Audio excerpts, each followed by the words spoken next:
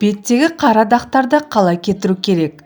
Бет адамның ішкі айнасы, яғни беттегі дақ сіздің ішкі ағзаларыңыздың бірі ауырады деген сөз. Беттегі дақ сіздің бүйрек немесе бауырыңызда тас яки құм бар болуы мүмкін, немесе жай ғана ауыруы мүмкін. Дақты кетіру үшін аталған ағзаларды емдеп тазарту керек. Көктем, жаз айларында кейбір қыз-келіншектердің, кейбір ер азаматтарда да кездеседі. Беттерінде қара дақтар пайда болады. Бұл көбінесе бет терісі күн көзіне сезімтал адамдарда жиі кездеседі. Бетке дақтар төмендегідей негізгі себептерден пайда болады.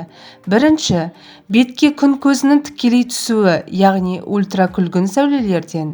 Екінші, бауыр, бүйрек ауырғанда. Бұл жағдайда бүйрек пен бауырды емдеу керек. Үшінші, бет күтімі дұрыс болмағанда. Төртінші, жүктілік кезінде. Бетке дақ түсірмеу үшін алдын ала қорғану керек.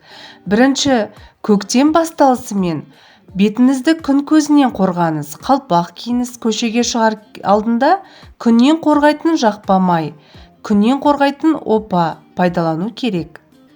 Екінші, майлы қуырылған тағамдармен тамақтанбауға тырысыңыз.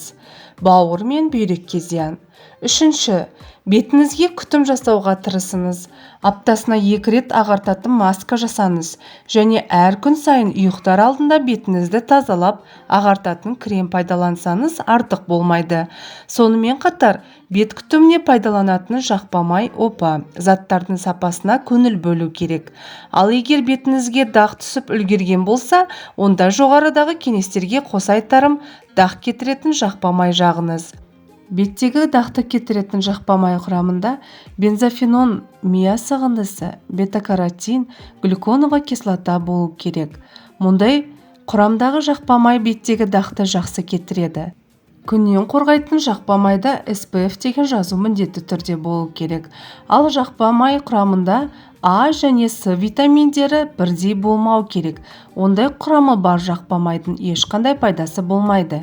Осы аздаған ғана кеңестерді есіңізде сақтап, пайдалана білсеңіз, өзіңізге өзіңіз күтім жасап жүрсеңіз, косметолог көмегіне жүгініп әуре болмайсыз. Халық емі. Беттегі дақты кетіру үшін лимон пайдалануыңызға болады. Күнделікті таңертең лимонның жартысын қабығымен аш қарынға жеңіз, ал қалған жартысын жатарта жеңсіз. Осылайша күнделікті әдетіңізге айналдырсаңыз, лимон сіздің бүйрегіңіздегі құмды үгітіп, несеп арқылы сыртқа шығарып тастайды. Ал одан соң беттеріңіз тазарып шыға келеді. Және де дәріханаларда сатылатын сұлыны алып ішсеңіз де пайдасы өте зор.